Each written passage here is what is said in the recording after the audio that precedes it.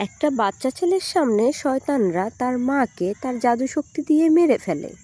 ওই ছেলেটার কাছেও জাদুশক্তি থাকলেও একটা আংটির জন্য কিছুই করতে পারে না।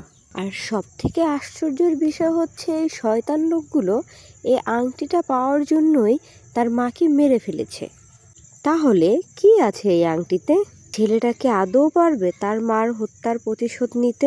গল্পের শুরুতেই আমরা খান পরিবারের জুম্মু নামের এক ছেলেকে দেখতে পাই। তার কাছে ফায়ারসি নামের একটি জাদুকরী শক্তি আছে। এই শক্তি ব্যবহার করে সে আগুন জ্বালাতে পারে। চৌহুড়া ৩ ভাই, একমাত্র তার মধ্যেই এই শক্তি আছে, কারণ এটি একটি স্পেশাল শক্তি যেটা সবাই আয়ত্ত করতে পারে না। একবার অনেকগুলো কুকুর তাদের ৩ ভাইয়ের খেলার সাথী সোহনা নামের মেয়েকে তাড়া করে। তখন সুমহু তার শক্তি প্রয়োগ করে কুকুরগুলোকে মেরে ফেলে। এরপর একদিন সে পিঁপড়ার বাসায় আগুন ধরিয়ে দেয়। তখন ঠিক তার মা জেরি এসে তাকে বলে, তুমি এমন কাজ কেন করছো? এইভাবে অন্যদের ক্ষতি করা এবং শক্তির অপব্যবহার করা কিন্তু ভালো না। তখন জুমহু বলে, আমার কাছে তো পাওয়ার আছে, এই জন্য করছি। তখন তার মা তাকে বোঝায়, তোমাকে অনেক ভালো মানুষ হতে হবে, কখনো কারো ক্ষতি করবে না। তোমার কাছে যে শক্তিটা আছে ওইটা সবসময় ভালো কাজে ব্যবহার করতে হবে। তখন তার মা তাকে একটি আংটি পরিয়ে দেয় এবং বলে, এটা 18 বছরের আগে তুমি এই আংটি খুলবে না, কারণ এর অনেক ক্ষমতা আছে। তবে আংটির মালিকের 18 বছর পূর্ণ না হওয়া পর্যন্ত কোনো কাজই করবে না। ঠিক তখনই জেরি আকাশে কিছু একটা দেখতে পায় আর সাথে সাথে জুমহুকে এক আড়ালে লুকিয়ে ফেলে আর বলে, যা কিছুই হয়ে যাক না কেন তুমি কিন্তু এখান থেকে আর বেরোবে। আর ঠিক তখনই রাজ পরিবারের প্রধান শাওং তার দলবল নিয়ে আমরা জানতে পারি যে জেরি জুমহুকে যে আংটিটা মাত্র পরিয়েছে ওই আংটিটার জন্যই তারা এসেছে। তখন জেরি বলে, ওই আংটিটা তো আমার কাছে নেই, ওই আংটিটা আমার কাছ দিয়ে ভেঙে গিয়েছে। শাওং বলে, তুমি মিথ্যে কথা বলছো, যেটা ভেঙে গিয়েছে সেটা নকল, আমি আংটিটা তোমার কাছেই আছে। তখন জেরি বলে, আমি তো বলেছি একবার যে আংটিটা আমার কাছে নেই। আর তখনই শুরু হয়ে যায় তাদের দুজনের জাদুকরি লড়াই। আকাশে উড়ে উড়ে দুজনেই মারামারি করে। অন্যদিকে জুমহু তো সেই জায়গায় লুকিয়ে লুকিয়ে সবটা দেখতে থাকে, কিন্তু তার মা যে তাকে বেরোতে মানা করেছে এজন্য সে চুপচাপ ওইখানে বসে থাকে। কিন্তু ওপারে আকাশে তারা দুজন জাদুকরি মারামারি শুরু করে দিয়েছে। কারো শক্তি তো কারো থেকে কম নয়। একটা সময় দেখা যায় জেরি কিছুটা দুর্বল হয়ে গিয়েছে, আর এটা দেখে বাহিরে বেরিয়ে এলো আর তার ফায়ারসি ব্যবহার করার চেষ্টা করে, কিন্তু আশ্চর্য, তখন তার শক্তি কাজ করছিল। ঠিক ওই সময় সমমের এক মুখোশধারী সৈনিক এসে তাকে মুখ চেপে, তখন জুমহু বাঁচার জন্য তার হাতে কামড় দেয়। আর লোকটা তখন রেগে গিয়ে হাতে তলোয়ার ধরে, আর জেরি ছেলেকে মারতে দেখে সহ্য করতে না পেরে নিচে নেমে এসে আর জেরি নিচে নেমেই সৈনিকের হাত কেটে ফেলে এবং জুমহুকে বলে যে তোমাকে আমি বের হতে নিষেধ করেছিলাম। আর তখন জুমহু কিছু বলার আগেই শাওং দূর থেকে জেরিকে আক্রমণ করে, আর তখন জেরি দূরে ছিটকে গিয়ে গাছের সঙ্গে আঘাত খায়। আর শাওং এই সুযোগেই একটি তলোয়ার ধরে জেরির পেটের উপরে আঘাত করে আর কাছে গিয়ে বলে, আমাকে সেই আংটিটা দিয়ে দাও, তাহলে আমি তোমাকে ছেড়ে দিব। ওই আংটিটা আমার খুবই দরকার, আমি আমার সাম্রাজ্য তৈরি করব। আর জেরি তখন বলে, ওই আংটিটা আমার কাছে নেই আর তুমি কখনই সাম্রাজ্য তৈরি করতে পারবে না। আর শাওং তখন বলে, ওটা তো আমি অবশ্যই করব আর তোমার ছেলে তা দেখবে। আর শাওং ওখান থেকে চলে যাওয়ার আগে শাস্তি স্বরূপ জেরির চোখ দুটো তুলে নেয়। আর জুমহু তখন কান্না করতে করতে তার মাকে তখন জড়িয়ে ধরে এবং তার মা তাকে বুঝিয়ে বলে, কান্না করো না বাবা, তুমি কিন্তু এই আংটিটা কখনোই হারাবে না, এই আংটিটা তোমায় সমস্ত বিপদ থেকে রক্ষা করবে। এটা বলেই জেরি সেখানে মারা যায়। তারপর অনেক বছর কেটে যায়। জুমহু এখন বড় হয়ে গেছে, কিন্তু সে তার মায়ের মৃত্যুর করুণ দৃশ্য সে কখনোই ভুলতে পারে না। যখনই মনে পড়ে তখনই কাঁদতে থাকে। এরপর তার ভাই সিয়াং এবং ডেভিড আসে। তোর ফায়ারসি সবচেয়ে ভালো ছিল, কিন্তু তুই ওটা ব্যবহার করে মাকে বাঁচাতে পারস না, এখন আর এসব কান্না করে কি লাভ? তখন তার বাবা মাস্টার লি সিং তাদের এসে থামায়। বাকি দুই ভাইকে বলে তোমরা এখান থেকে চলে যাও, এবং তিনি ওখান থেকে চলে যায়। তারপর সেই ছোট্ট সোহানাকে দেখতে পাওয়া যায় এবং সেও এখন বড় হয়ে গেছে। সে জুমহুর হাত ধরে সান্ত্বনা দিয়ে বলে যে যদি কান্না করতে ইচ্ছে করে তাহলে করো, কান্না করলে মন একটু হালকা হবে। পরের দিন দেখা যায় মাস্টার লেচিং তার ছেলেদের কিছু তলোয়ার দেয় এবং আর বলে যে এখন থেকে তোমরা দুজন সৈন্য হিসাবে কাজ করতে পারবে।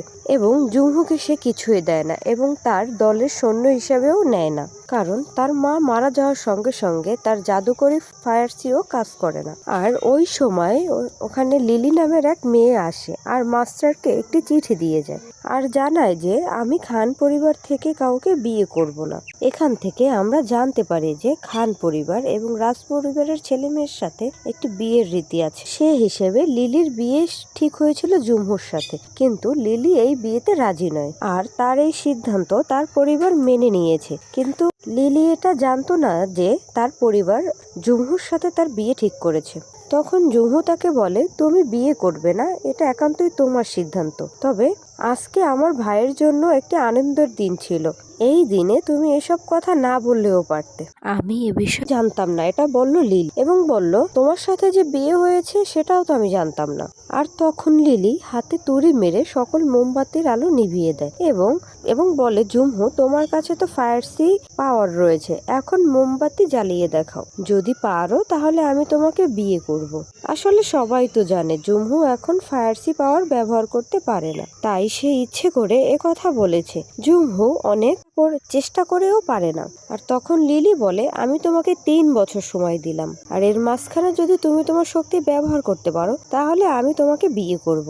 তখন জুমহু বলে 3 বছর অপেক্ষা করার কোনো দরকার নেই, আমি এখনই বলে দিচ্ছি তোমার আর আমার সাথে কোনো সম্পর্ক নেই, আর কখনো বিয়েও হবে না, আর আজ থেকে খান পরিবার এবং রাজ পরিবারের সাথে কোনো সম্পর্ক থাকবে না, এবার তুমি তোমার মতো করে জীবন কাটাও।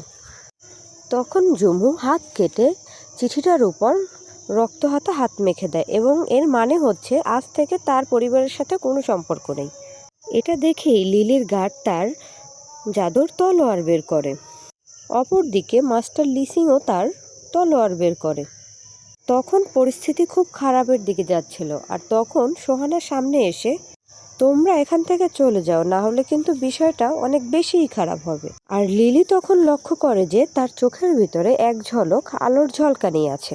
এটা দেখে বুঝতে পারে এখানে আরো অনেক বড় বড় শক্তিশালী জাদুকররা আছে। আর ঠিক তখনই তার লোকজন নিয়ে সেখান থেকে চলে যায়। তখন জুমহু যখন একা একা বসে আছে মন খারাপ করে, তখন সোহানা এসে বলে তোমার বিয়ে ভেঙে যাওয়ায় আমি অনেক বেশি খুশি, কারণ এখন তো তুমি আমাকে বিয়ে করতে পারবে। তখন জুমহু বলে ঠিক আছে, কিন্তু আমার কিছু ভালো লাগছে না, আমার ক্ষমতা আমি প্রয়োগ করতে পারছি না। সোহানা তখন বলে তুমি তো এখন একবার চেষ্টা করতে পারো। জুমহু যখন চেষ্টা করছিল তখন সুহানা লুকিয়ে তার শক্তি ব্যবহার করছিল, আর সুমু মনে করে তার শক্তি বোধহয় ফিরে এসেছে।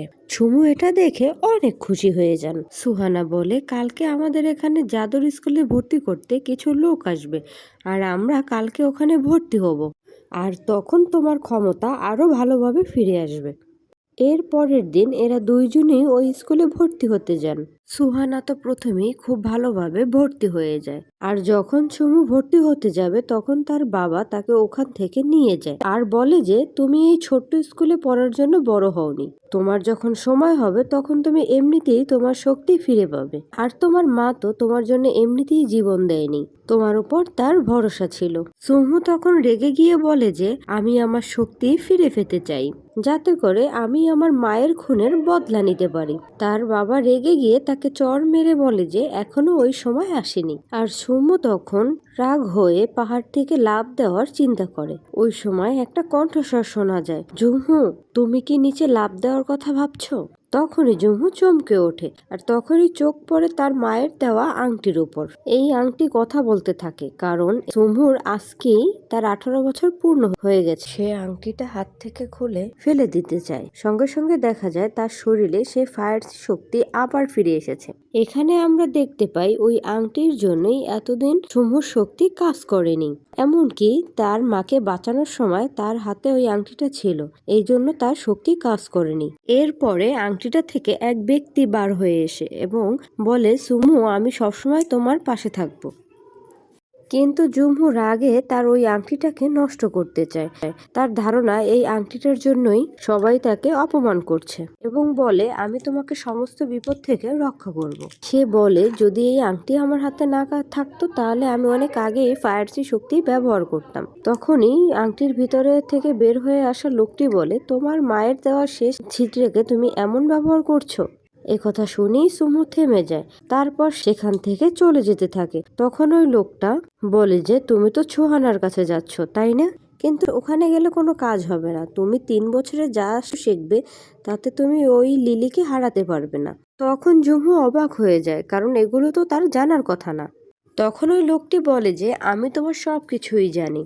এখন তুমি যদি রাজপরিবারের সাথে লড়তে চাও তাহলে তোমায় আমার কথা শুনে চলতে হবে। তারপর জুমহুকে এক জাদুর তলোয়ার দেয়। কিন্তু তলোয়ার পেয়ে জুমহু অনেক খুশি হয়ে যায় এবং তার কথা শুনতেও রাজি হয়ে যায়। এরপরে জুমহু সোহানাকে বিদায় জানায়। অন্যদিকে মাস্টার লিসিংয়ের এক সাথী বলে যে, আমি কি সুহুকে ডেকে নিয়ে আসব? না, আজকে তার 18 বছর পূর্ণ হয়েছে। এখন থেকে সে নিজের মতোই জীবনযাপন করতে পারবে। আমরা তাকে আর কিছুই বলবো না। জুমহু তখন জিনকে, অতএব আংটির ভিতর থেকে বেরিয়ে আসা লোকটাকে জিজ্ঞেস করে, আমরা সোহানার সাথে কেন গেলাম না? ওখানে গেলে জাদুবিদ্যা শিখতে অনেক দেরি হয়ে যাবে। সেখানে আমি তোমাকে অল্প সময়ের ভিতরে সব শিখিয়ে দিতে পারবো। এরপরেই জিন তাকে নিয়ে পাহাড়ি জঙ্গলে যায়। চারপাশে গাছগাছালি, পশু পাখি সব মিলিয়ে একটি অপূর্ব সুন্দর পরিবেশ। ঝুমু ওখানে কিছু বড় বড় ডিম দেখতে পায় আর সেগুলো তার সাথে নিয়ে নেয়। ওই সময় এক বিশাল ময়ূর এসে তার উপর আক্রমণ করে। জুমহু একটি ডিম নিয়ে দৌড়তে থাকে আর ওই ময়ূরটাও তার পিছে পিছে যায়। এক সময় এক নিরাপদ জায়গায় এসে ওই ডিমটাই ভেজে খেতে শুরু করে। তারপরেই জুমহু জিনকে জিজ্ঞেস করে যে, আমার কতদিন লাগবে জাদু শিখতে? তখন জিন বলে, একদিনও লাগতে পারে, 1 বছরও, এমনকি সারা জীবনও লাগতে পারে। এর আসলে কোনো ঠিক ঠিকানা নেই। এরপরে সে একটি জাদু দেখিয়ে বলে যে, এটা হলো ব্লু ফায়ারসি। এটা যদি তোমার কাছে থাকা ফায়ারসির সাথে যুক্ত হয় তাহলে তুমি অনেক শক্তিশালী হবে। ওই সময় তারা জঙ্গলের ভিতর একটা মেয়ের চিৎকারের শব্দ শুনতে পায়। তারা সামনের দিকে গিয়ে দেখতে পায় একটি মেয়ে উল্টোভাবে ঝুলে আছে। মেয়েটার নাম হলো জেসিকা। তখন জুমহু জেসিকাকে জিজ্ঞেস করে, তোমার এমন অবস্থা কিভাবে হয়েছে? দেখো, নিচে একটা ডায়মন্ড আছে, আমি ওটা নিতে গিয়ে ফাঁদে পড়ে গেছি। কিন্তু জুমহু তার কথা না শুনে যখনই ওই ডায়মন্ডটা ধরতে যায় তখনই সে আবার সেম ফাঁদে পড়ে। জেসিকা বলে, এই ফুলটা আজকেই আমাদের রাতের ভিতরে খেয়ে ফেলবে। তখন ঝুমু তার হাতের আংটিটা খোলে। তখন ঝুমু তার হাত থেকে ওই আংটিটা খুলে ফায়ারসি শক্তি ব্যবহার করে। ফাঁদ কেটে নিচে নামে। তারা ওখান থেকে গিয়ে পড়ে একটা বিশাল কাঁকড়ার ওপর। কাঁকড়াটি তখন ভীষণ আঘাত পায়। জেসিকা তখন তার কাছে থাকা একটি ওষুধ ওই কাঁকড়ার গায়ে লাগিয়ে দেয়। এটা থেকে জানা যায় যে জেসিকা পেশায় একজন ডাক্তার এবং জেসিকা ওখান থেকে বেশ কিছু ডায়মন্ড সংগ্রহ করে এবং জুমুকে জিজ্ঞেস করে, তুমি এখানে কেন এসেছো? জুমু তখন তাদের ও রাজপরিবারের ঘটে যাওয়া সমস্যার কথা বললেন। তখন জেসিকা বলে, তুমি আমার সাথে আমার গ্রামে চলো, তারপর আমি তোমাকে পরে সাহায্য করব। প্রথমে তো জুমু যেতে চায় না। তারপর জিন বলে, তুমি ওর সাথে যাও, ওখানে গেলে তুমি গুপ্তধনের সন্ধান পাবে। সুমু তাকে বলে, গুপ্তধন? সেটা আবার কি? জিন তাকে কিছু না বলে ওখানেই চুপ করে। জুমু তখন কিছু না বলে তার সাথে গ্রামে চলে যায়। গ্রামে গিয়ে এক মহিলার দোকানে বসে জুমহু নুডলস খেতে থাকে। তখন সে মহিলার কণ্ঠের সাথে তার মায়ের কণ্ঠের সাথে অনেক মিল পায়। কিন্তু তখন ওখানে কিছু লোক এসে জেসিকাকে বলে যে, তুমি আমাদেরকে বোকা, তুমি যে ম্যাপটা আমাদের দিয়েছিলে সেটা সম্পূর্ণ ভুল। তখন জেসিকা তাদেরকে একটা ডায়মন্ড দিয়ে বলে, এই নাও তোমাদের টাকা। কিছু লোক তখন ডায়মন্ড পেয়ে খুশি হয়ে যায়, আবার বাকিরা তাকে মারার জন্য এগিয়ে আসে। দেখে জেসিকা আর জুহু ওখান থেকে পালিয়ে যায়। অন্যদিকে আমরা কিম নামের একজনকে দেখতে পাই। একটা লোককে আগুনে পোড়ানোর জন্য প্রস্তুতি নিচ্ছে, কারণ ওই লোকটা যে ম্যাপটা বিক্রি করেছে সেটা আসল নয়। আসলে এই লোকটি ভুল ম্যাপ জেসিকার কাছ থেকে কিনেছে আর সেটাই কিমকে বিক্রি করেছিল। ঠিক ওই সময় দৌড়ে জেসিকা কিমের সামনে চলে আসে।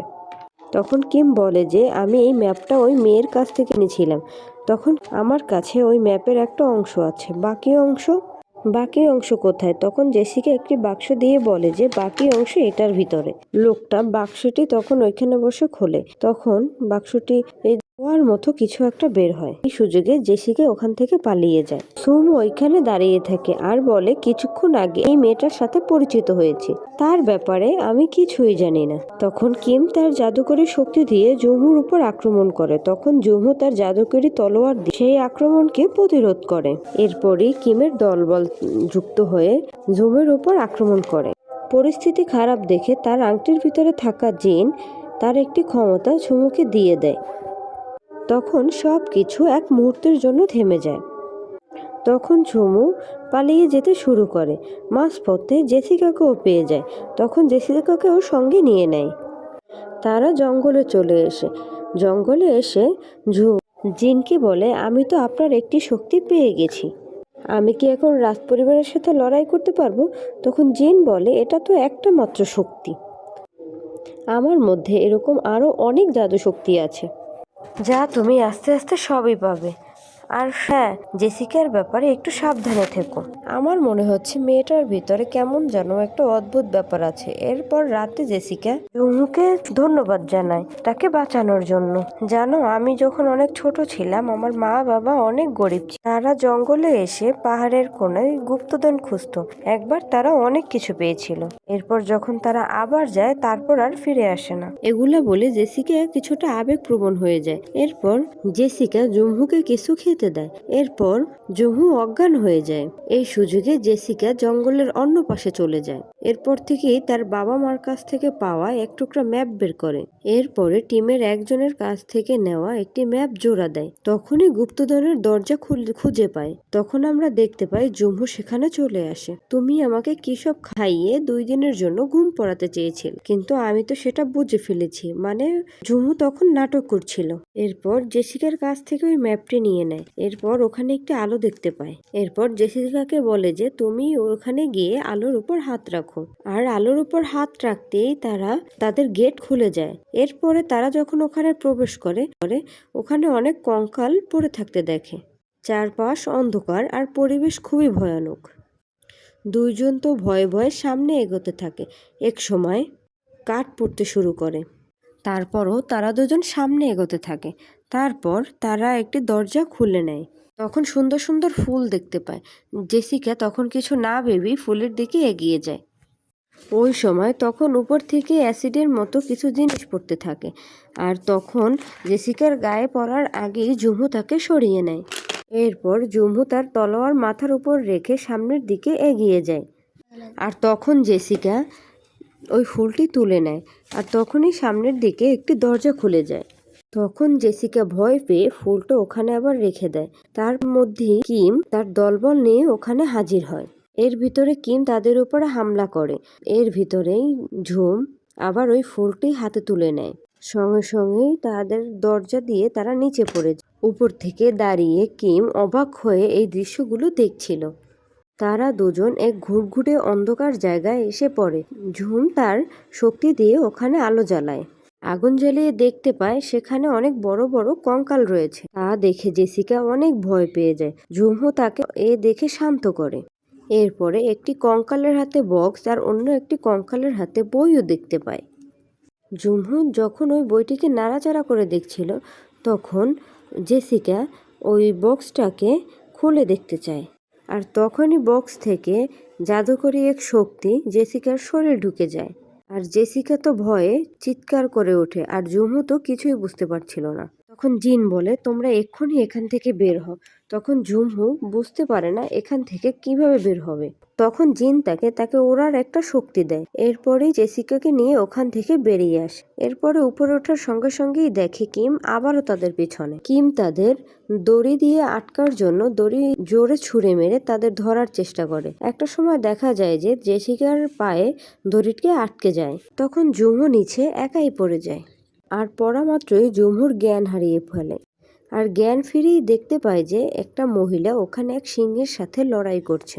সিংহ তার জাদুকরী শক্তি দিয়ে তরঙ্গ ছুঁড়ে মারছে, আর মহিলা তার জাদুকরী শক্তি দিয়ে ভিন্ন ভিন্ন তলোয়ার ছুঁড়ে মারছে। ওই তলোয়ারটা দিয়ে সিংহের গায়ে আঘাত করতে সিংহ তো দূরে যেয়ে পাথরের গায়ে যেয়ে পড়ে। তখন সিংহটা মারা যায় না, তখন সিংহটা পুনরায় আবার মহিলাটির দিকে তেড়ে আসে। এসব কিছু দেখে যখন ঝুমু ওই মহিলাকে সাহায্য করতে যায়, তখন জিন বলে অন্যদের ঝামেলায় না জড়ানোই ভালো। এক পর্যায়ে মহিলা যখন হেরে যাবে প্রায়, তখন সুমু একটি আয়নার সাহায্যে সিংহকে বোকা বানিয়ে সিংহকে দূরে সরিয়ে দেয়। এরপরে ঝুমু নিজের শক্তি দিয়ে ওই মহিলাকে বাঁচানোর চেষ্টা করে। কিছুতেই যখন বাঁচাতে পারছিল না, তখন জিন তাকে সাহায্য করে।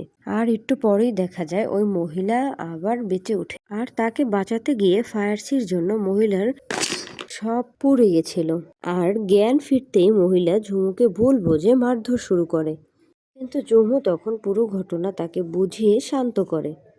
তারপর আমরা জানতে পারি এই মহিলার নাম হলো কেনসিং। সে ঝুমুকে বলে যে তুমি আমাকে সাহায্য করেছো, এই জন্য ধন্যবাদ, কিন্তু আমার কাছে এখন আর কোনো ফায়ারসি শক্তি নেই। ওই সিংহটা আমার কাছ থেকে সব শক্তি নিয়ে গিয়েছে, তাই তুমি চেষ্টা করবে আমার ফায়ারসি শক্তি আমাকে ফিরিয়ে দিতে। ওই সিংহের গুহায় গেলে তুমি এটা ফিরে পেতে পারো।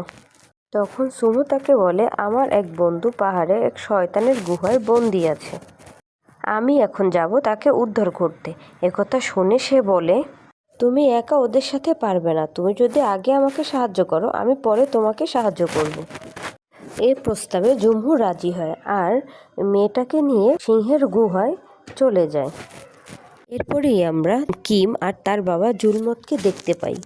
জুলমত তো রেগে গিয়ে কিমকে বলে ওই জাদুর বইটা তোমার জন্য খুবই দরকার ছিল, আমি চেয়েছিলাম তুমি এই পাহাড়ের রাজা হবে, ওই বইয়ের ক্ষমতা তোমার ভিতর ছিল।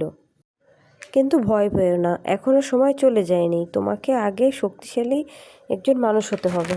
এই কাজের জন্য দরকার অনেক মানুষের রক্ত, আর জেসিকার এই শরীর মাধ্যম বানিয়ে তুমি এক ভয়ানক শক্তিশালী মানুষ হতে পারবে।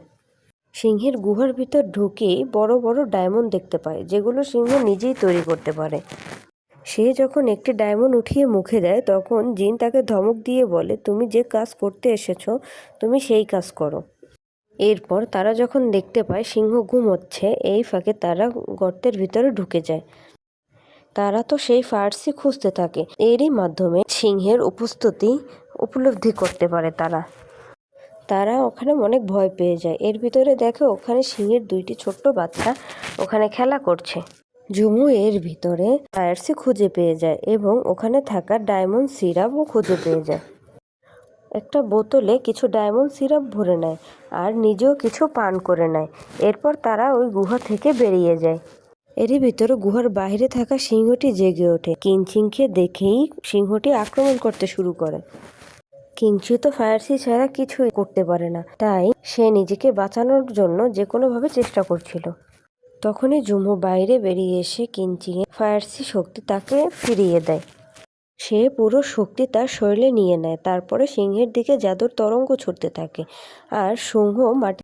তখন সিংহের বাচ্চা দুইটার সামনে আসে, কিঞ্চি তখন ওই সিংহের বাচ্চাকে আক্রমণ করতে চায়। তখন ঝুমু তাকে থামিয়ে দিয়ে বলে প্লিজ তুমি বাচ্চাদের আক্রমণ করো না। এরপরে দেখা যায় ঝুমু যে সিরামটি খেয়েছিল এটি তার জন্য মোটেও ঠিক ছিল না। তাকে বাঁচানোর জন্য জিনসিং তার ব্লু ফায়ার জাদুটি ব্যবহার করে। এরপরেই জুমহু সুস্থ হয়ে যায়। এরপরে জুমহু কিঞ্চিকে বলে তুমি চলো আমার বন্ধুকে বাঁচাতে যাই। তখন কিঞ্চিক আর রাজি হয় না। একবার তুমি আমাকে বাঁচিয়েছ, এরপর আমি তোমাকে বাঁচালাম, হিসেব বরাবর হয়ে গিয়েছে। এরপরে কিঞ্চিক জুমুকে কোনো সাহায্য না করে ওখান থেকে চলে যায়। যেহেতু কিনসিং জুমুকে বাঁচানোর জন্য ব্লু ফায়ার ব্যবহার করেছে, এজন্য তার কিছু একটা শক্তি ওর শরীরেও এসে পড়েছে। এই জন্য জুমহু সব শক্তির প্রয়োগের জন্য প্র্যাকটিস করছিল। অন্যদিকে আমরা দেখতে পাই কিম অনেক মানুষের রক্ত সংগ্রহ করতে একটি গ্রামে আসে। একে একে সকল মানুষকে হত্যা করতে থাকে। এক সময় জুমহু গ্রামে এসে দেখে এখানে আর কোনো মানুষই জীবিত নেই, শুধু ওই নুডলস বিক্রেতা মহিলা আহতভাবে পড়ে আছে। তখন ওই মহিলা বলে যে কিম তার ফায়ারসি শক্তি বাড়ানোর জন্য হাজার হাজার মানুষকে বলি দিয়েছে। তুমি এখান থেকে যাও আর জেসিকাকে বাঁচাও। আর এটা শোনে জুমহু তো প্রচণ্ড ক্ষোভ নিয়ে কিমের আস্তানার দিকে রওনা হয়। তো কিমের শক্তি দিয়ে সকলকেই মেরে ফেলার চেষ্টা করে, আর এই দুই শক্তির সাথে কেউই এখনো টিকে থাকতে পারে না। এরপরে কিম আর ঝুমু সামনাসামনি এসে দাঁড়ায়। এরপরে দেখতে পায় জেসিকার শরীরে মানুষের রক্ত ব্যবহার করে ভয়ঙ্কর বিষাক্ত ফায়ারসি বানানোর চেষ্টা করছে। ঝুমু কিমকে বলে যে আমি এই কাজটা আর কখনোই থামাতে পারবো না, তুমি গিয়ে ঝুমুকে থামাও। কিম তার বিদ্যুৎ ফায়ারসি ব্যবহার করে ঝুমুর উপর আক্রমণ করে। ওই আঘাতে ঝুমু পিছনে সরে যায়।